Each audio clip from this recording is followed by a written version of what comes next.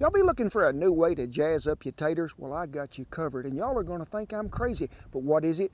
A root beer roasted potato with caramelized onions. It's gonna knock you out of the park. Stick a hope for this one.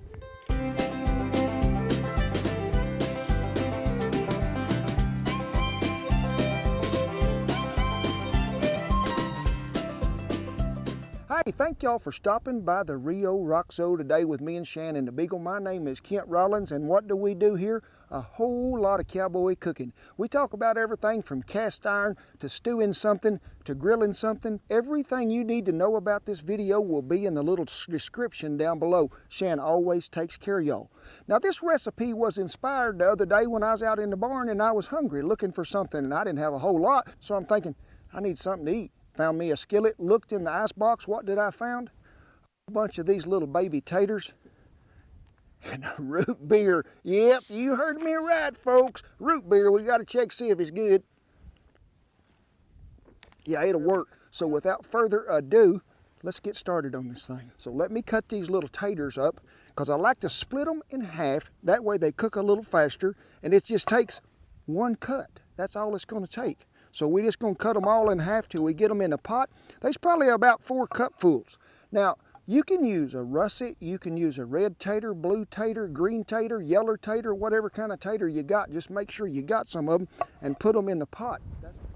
Well, you can see it made a pot full and everybody is cut up where they ought to be. But I really be liking these vidalias. So just cut that end off. Don't cut your finger this time. I'll try not to. Cut that one off. And you can see we have another sport in Oklahoma that they don't have in the Olympics. It's called the onion discus, and it's gone. All right, now this is not a chop or a dice. This is a slice because we're going to separate these and put them all in there. And I would call that about 1 large onion. Now, give them a good shaking and scattering around a little. Guess what come next, folks? A garlic clove. That's a big one too. I like to give him a little mash. That way when you go to dicing him up in the wind here, maybe he won't run plumb off, because with the wind blowing 25 mile an hour in January, things could happen pretty quick. Whoa, did you see that? Some of that disappeared already. It's called cooking in gale force winds. So we're just going to stick her right on in there. What come next, folks? Root beer. Now, if Shan will zoom in here, I ain't got you no precise measurement, but I sure want to cover this plumb up here to where it is nearly halfway on them taters or a little more, because we cannot have this dry out. Now, there is an important factor and a step that you got to do right here, okay? We ain't seasoned it yet with nothing, but I like to put the lid on it. What's going to happen? We're going to let it sit there about 10 or 15 minutes. What's it going to do? Incorporate some more of them flavors up in them root beer and them onions and taters and garlic. So let it rest right here for just a minute, and then we'll get back to it. While them taters is sitting there loving up on some of that root beer, you can see, if Shan will look down there, that ground is pretty wet. 3 days ago, folks, we had 5.5 inches of snow sitting right here. And then, like Will Rogers said, you don't like the weather in Oklahoma? It'll change if it gets a chance.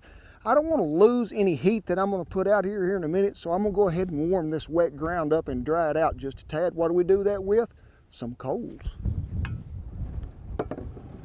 Let me let that guff go by. Did you see that shovel fall? Means company's coming. Means that's a 26 mile an hour breeze. Takes 25 to stand it and 26 to fall it. Ready to go? Well, the ground is about warmed up and dried out.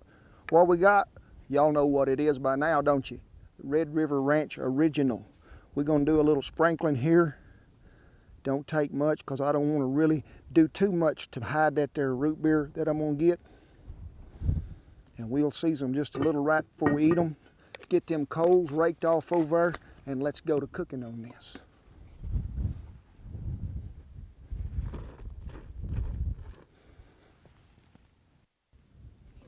The reason I raked them coals off is because some of them done lost their heat a little because they're sitting there on that wet, cold ground. Now, also, you seen me set that right there on the ground, didn't you? Wasn't no trivet involved. That is right.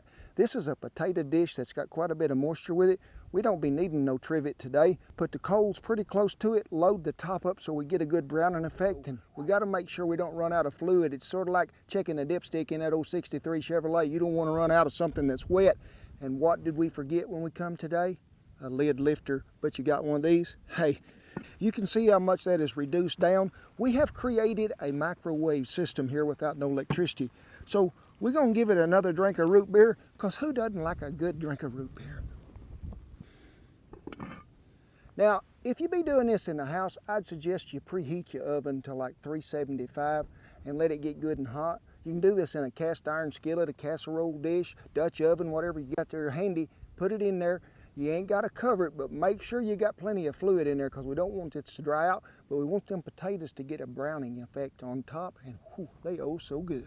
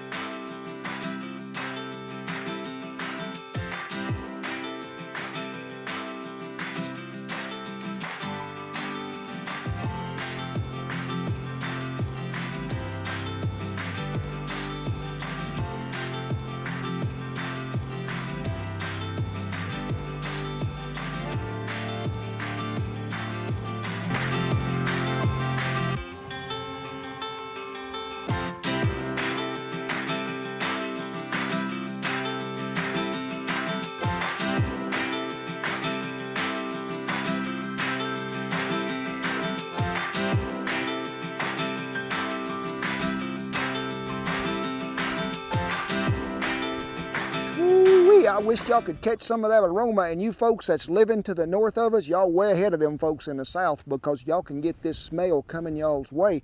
Them taters is cooked to perfection, and while them was minding their own business, a man cannot live by just taters and root beer only.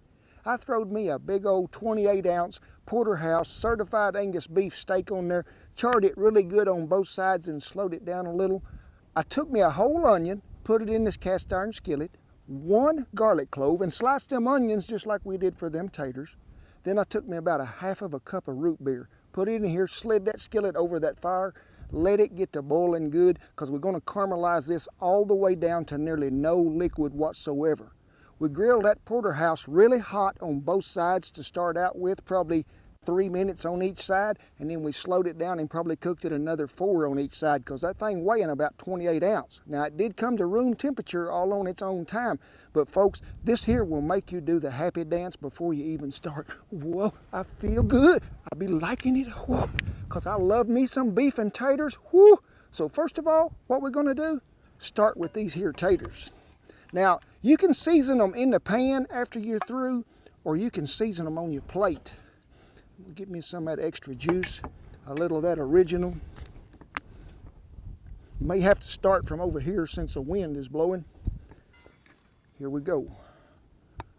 I have learnt my lesson though, folks. I'm gonna let her cool a minute. Praise Jesus, pass the biscuits, give me some more onions and meat. Folks, this is what I call fine dining all in its own. You can see them onions. See how tender them things are? They'll just fall right apart. Now I could sit there and eat these onions all day. The caramelization that root beer gives to these onions, I mean, it's out of this world. When we taste them onions and them taters, and I do love me them onions. Folks, the root beer part of it nearly cooks plumb gone. You get that sort of a vanilla-like caramelized taste on there that's sort of like nearly like candy, folks. This stuff could be served as some dessert. It is so good. I'm just telling you right now, if you ain't tried this right now, go ahead, turn the video off. Go ahead and get this to going, because you're going to want to, I promise. Now, let's go ahead and talk about this big old hunk of piece of meat right here. Porterhouse. I wanted to cook it to where it was about medium, and looky there at what happened. We're going to get us some of these onions, or as my good friend Justin Wilson would call them, who want to know, everybody know, onions. Yes, the taste tester always goes first. B, it's all about the beef, ain't it, buddy? Sit. Wait for it, wait for it, wait for it. Okay.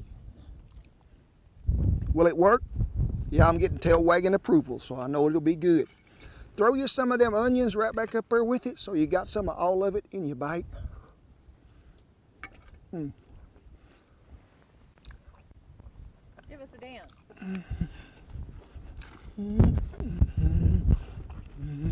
That's smooth as Fred Astaire and Frank Sinatra, I promise you. This stuff is a knockout, folks. Well, folks, me and the Beagle hope that you learned something today, because the Beagle said this is an exceptionally good meal. It is. Now, the flavors here are out of the park. Just remember to always share the food, share the video with the people around you, because that's what it's all about. Hit the little dingy-dong bell up there so you get notified whenever one of these come out. We'd like to thank all our servicemen and women and veterans for keeping this old country safe, where we have the opportunity to come and do this for y'all every Wednesday we do. Thank you so much. God bless you each and every one. See you down the root beer, onion, tater, and steak trail.